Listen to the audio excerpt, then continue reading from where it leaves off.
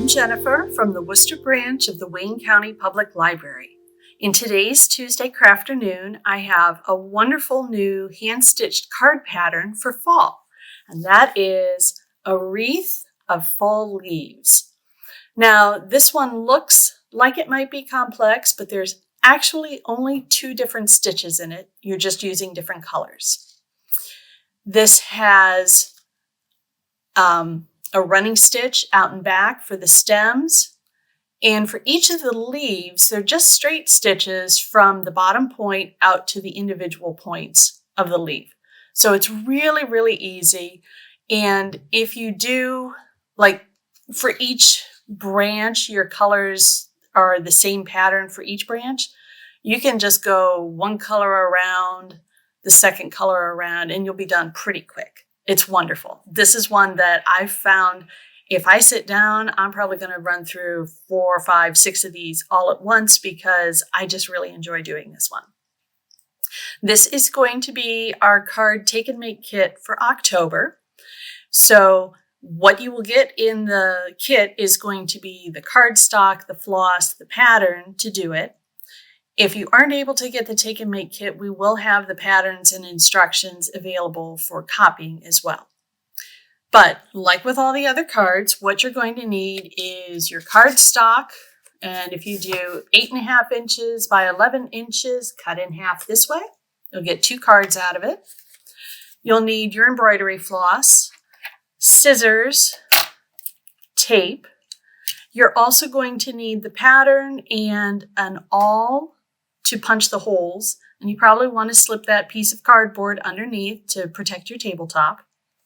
But like I said, it's really easy to do. The hardest part is getting all the holes punched, honestly. It really is. So what I'm going to be using today is I've got brown for the stems, and then I like to do 6 different colors for my leaves, but the kits are probably only going to have a couple because, expensive. But I'll at least show you how to get started, and then you can go from there. So with all that, let's get started. As you can see, I have my card, the holes already punched out. We're ready to go. So what I'm going to do is start by stitching the stems. I find it's easiest to just go ahead and get those in place because then that makes it easier to figure out with your holes for the leaves what goes where. It can get a little confusing with all these holes. So start with what works. So I'm going to start here in the center at the bottom of one of the stems.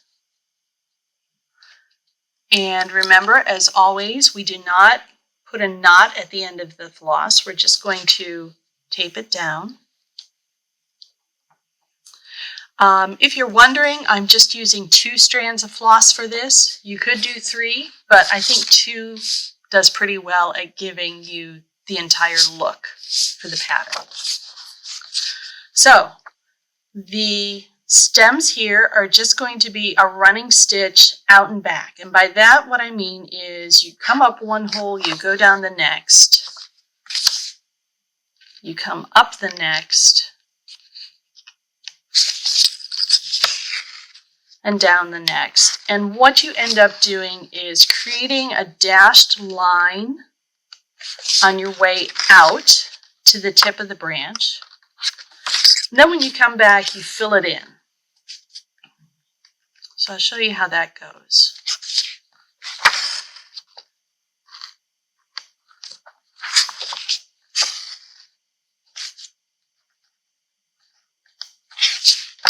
This probably is your easiest stitch for all of these hand-stitched cards. So, I mean, up, down, up, down, up, down. It's pretty easy to follow. The trick is just making sure on this one that you stay in line and you don't end up stitching onto the leaves when you're supposed to be doing the stem.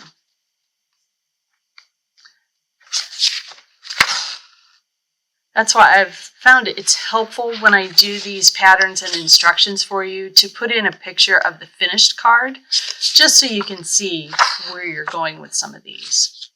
Now, as you can see, the very last leaf The bottom hole is actually right next to the last hole for the branch. We're not connecting the branch to any of the leaves. So even though it looks like I have one more hole here, I'm going to stop here, work my way back. So now I've come up at this last hole. I'll go down the one before it. And I'm just doing a running stitch going back, but what it does is it fills in.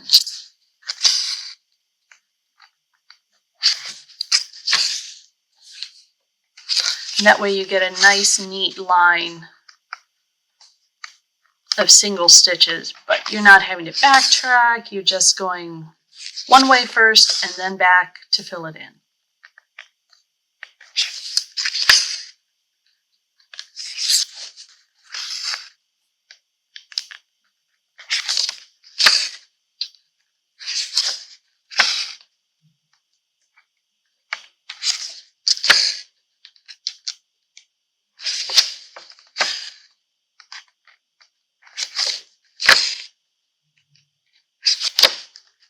And there we go, that's one stem. So now I'm just going to go over to the next one and start that and work my way up. What I'll do here is stop and finish this thread up, and then I'll come back and show you how to do the leaves. So now let's take a look at the leaves. As you can see, I like to do different colors for each of the 6 leaves just to kind of show the gradations in color that we get with fall leaves. But this is totally up to your interpretation. If you wanted to do all one color, if you wanted to do just 2 colors, this would also be good with maybe a variegated floss in fall colors. Totally up to you. Do what works for you and whatever picture you want to convey. For me, I'm going to start with a dark green for my first leaf down here. And there are 2 ways you can do the leaves. One is, let me get this tape down. Okay, as you can see with each of these leaves, they're kind of a fan. So you've got a bottom point, and then you've got points going up the sides, coming up to a tip. Now you can start at this bottom hole and go from here to the first hole, come back to the bottom, go out to another, and work your way up to the top, every stitch starting at this bottom hole. Or you can start at the holes on the side and come up those holes and always come down at the bottom hole. I find that's a little easier because you're going to get a very bulky group of floss stitches down here at this first hole, and I find it's a lot easier to go down through it than to come up through it. But again, this is totally up to you, whatever you find easiest. So what I've done is started at one of the bottom outside holes, and I'll come down to that bottom hole. And I like to work each side from the bottom up. So I've gone over to this side and then back down to the bottom hole to create a V. And then I'll come up and do the next 2 holes.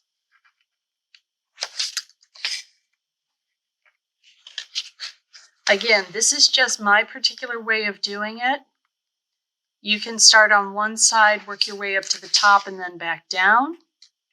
Whatever effect you want to have on your particular piece.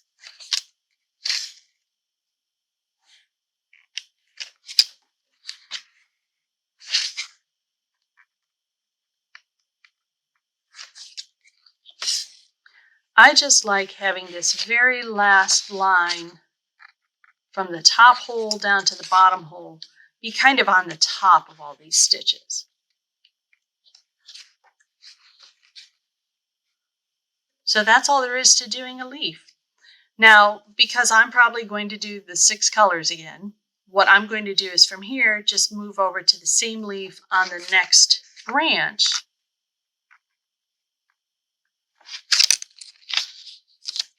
and do the same thing all over again.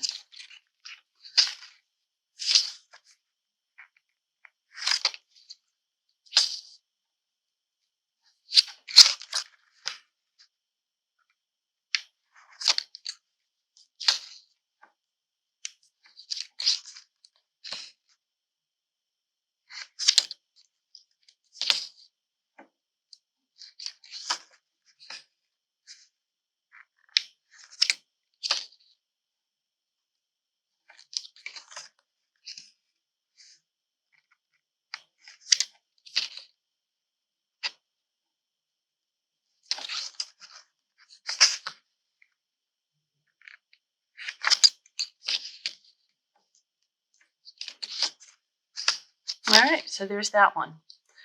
Now, you can do this the same way, do one leaf on a branch at a time, working your way around, do the next color all the way around. Or if you want to do multiple leaves on the branch, the same color, and then move to the next, whatever works for you. This is one of those patterns that is a lot more difficult to do the quote-unquote wrong thing. I think it's much more straightforward than a lot of the other patterns we've had, but it ends up looking so elegant you can't really tell that it was fairly simple. Especially if you decide you want to try it on different kinds of cardstock. I've done this one also on black, and I love how the colors pop on this. I think it's almost better on black than it is on anything else because it almost has that folk art kind of look to it. It's very cool. So like I said, this is going to be the October hand-stitched card take and make. I don't remember the exact date for it, but it's probably mid-October. Again, it's not going to have a registration, so it's just first come, first serve.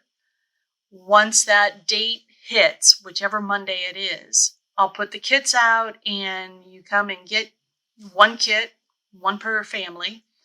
And if you aren't able to get the kit, as I said, there will be the patterns and instructions available for you to photocopy. In the meantime, I hope you will have the chance to give this a try because I think it's a wonderful little addition to fall decor or sending your fall wishes to other people. So until we meet again, stay healthy, be kind, and as always, get creative. Bye-bye.